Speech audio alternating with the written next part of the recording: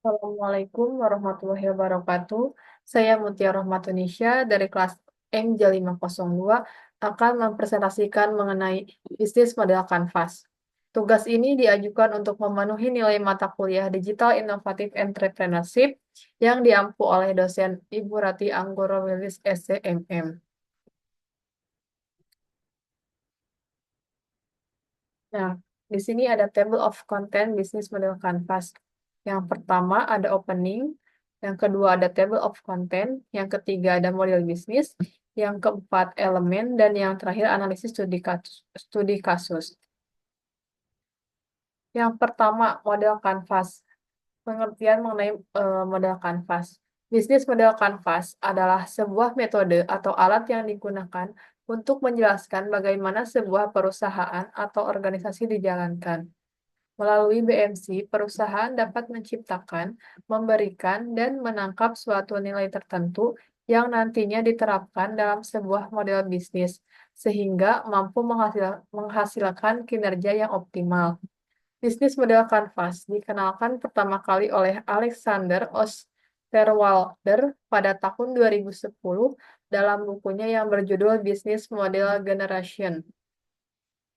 Kemudian ada pengertian bisnis kanvas menurut para ahli. Menurut Osterwalder dan Pigner 2012, bisnis model kanvas adalah sebuah kerangka model bisnis yang berbentuk kanvas, terdiri dari 9 kotak yang saling berkaitan. Menurut Whelan dan Hanger 2010, model bisnis adalah metode yang digunakan oleh perusahaan untuk menghasilkan uang di lingkungan bisnis di mana perusahaan beroperasi. Kemudian ada elemen-elemen bisnis model Canvas. Yang pertama ada customer segment, di mana kelompok orang atau organisasi yang dituju oleh perusahaan untuk dilayani. Yang kedua ada value proposition, yaitu nilai atau manfaat yang ditawarkan perusahaan kepada pelanggan.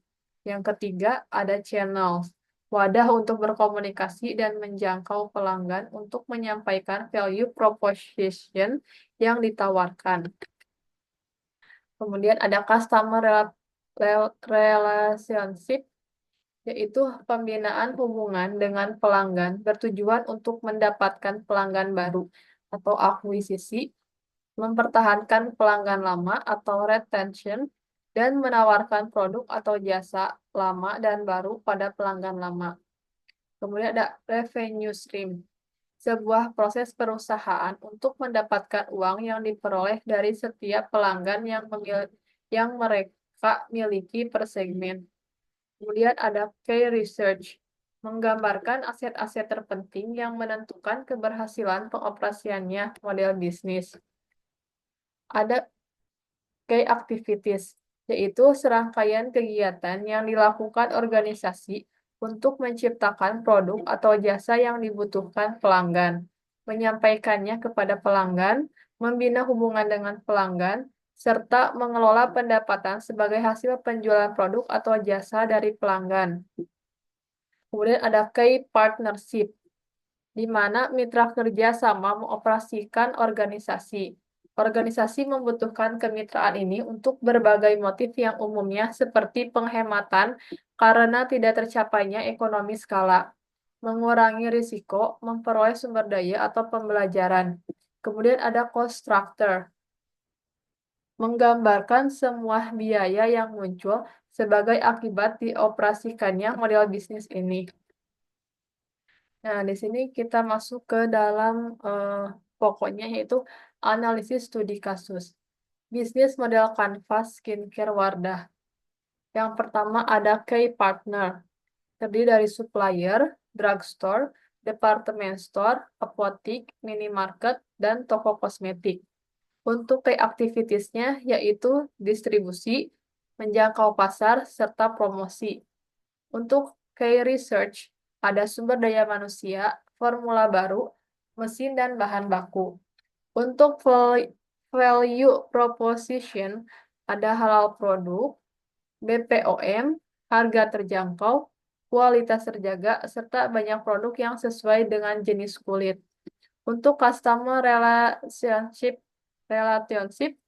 diskon dan promo, ada free gift setiap pembelian produk, serta free konsultasi. Untuk channelnya yaitu melalui website, sosial marketing, dan offline store. Pada customer segmen, yaitu perempuan dari semua kalangan, remaja hingga dewasa yang ingin memiliki perawatan wajah dan kecantikan. Kemudian ada cost structure, biaya penjualan, SDM, biaya kerjasama dengan brand ambassador, dan transportasi. Untuk revenue stream, yaitu omset penjualan. Nah, di sini ada contoh dari key partner. Ini untuk value proposition, di mana terdapat logo halal pada produknya, kemudian sudah terdaftar di BPOM, dan ada harga-harganya dari setiap produknya. Kemudian customer relationship, di mana pemberian diskon serta free gift dan eh, diskon lainnya juga. Ini untuk customer segments yang terdiri dari perempuan-perempuan dari berbagai kalangan, mulai remaja, dewasa hingga yang tua juga bisa.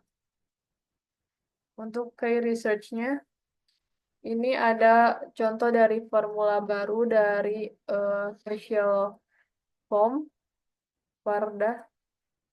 Kemudian ada bahan baku untuk revenue stream-nya. Pendapatan pionir kosmetik halal, data penjualan Wardah tembus 13,4 miliar dalam 2 minggu. Cukup sekian dan terima kasih.